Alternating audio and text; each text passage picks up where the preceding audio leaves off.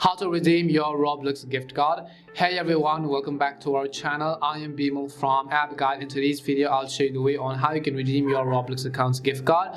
So you simply want to make sure to watch this video till the end. In order to redeem our Roblox gift card, it's fairly easy. Just go ahead and then launch your browser. Now you can also redeem it from your Roblox app, but I'll just show you from my browser directly. It's very simple. Just make sure that on your browser you're going to roblox.com and log into your account.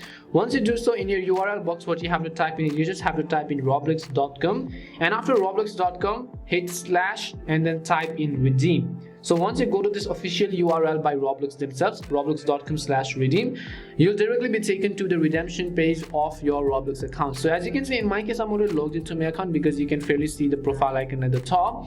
And after that, it says redeem your Roblox code. It says enter your gift card, virtual item or promo code below.